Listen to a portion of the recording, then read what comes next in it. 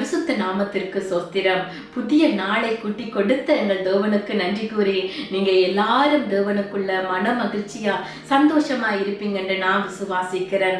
சங்கீதம் 121 அதிகாரம் 8 கர்த்தர் உன் போக்கையும் உன் வரத்தையும் இடர் முதற்கொன்று என்றென்றைக்கும் காப்பார்.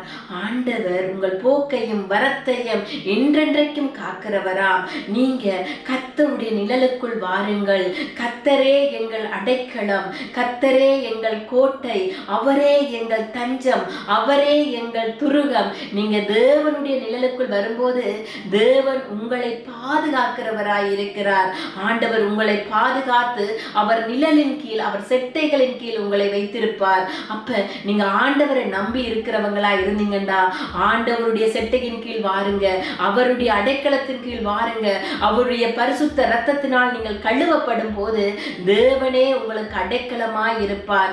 அவரே உங்களை பாதுகாப்பார். கோழி தன் குஞ்சுகளை ரெக்கைகளினால மூடி பாதுகாக்குமல்ல, அத போல ஆண்டவர் உங்களையும் பாதுகாப்பார்.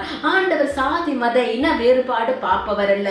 அவர் எல்லா மனித ஜீவராசியையும், அவர் அனைத்து உயிரினங்களையும் அவர் நேசிக்கிறார். அப்ப நீங்க எல்லாரும் தேவனை தேடுவீங்க, அவர் வழியில் நடப்பீங்க, அவருடைய சத்தியத்திற்கு கீழ்ப்படிந்து வாழுவீங்க என்று நான் விசுவாசிக்கிறேன். ஆண்டவர் உங்களை சொல்லுறாரு, அவர் போக்கிலும் வரத்திலும் உங்களை பாதுகாப்பாராம். அவர் செட்டைகளினால் உங்களை மூடி, அவர் இரத்தத்தினால் உங்களை கழுவி உங்களை அவர் பாதுகாக்க வல்லவராய் இருக்கிறார். ஆண்டவருடைய வழியில் நீங்க நடப்பீங்க என்று நான் விசுவாசிக்கிறேன். ஆண்டவரை நோக்கி ஒரு சின்ன ஜெபம் செய்வோமா? அன்பான தேவனே, இந்த பிள்ளைகள் ஒவ்வொருவரையும் நீங்க ஆசீர்வதிங்க, பாதுகாத்துக் கொள்ளுங்க. போக்கையும் வரத்தையும் பாதுகாக்கிற தேவன் நீர். ஆண்டவரே, உம்முடைய செட்டையின் நிழலின் கீழ் எங்களை பாதுகாத்து வைக்கிறபடியினால் உமக்கு நன்றி. இயேசுவின் நாமத்தில் ஜெபம் கேட்டு நிற்கிறோம் பிதாவே, ஆமென். நீங்கள் எல்லோரும் மிகவும் விசேஷமான நீங்க. ஆண்டவர் உங்களை ஆசீர்வதிப்பார்.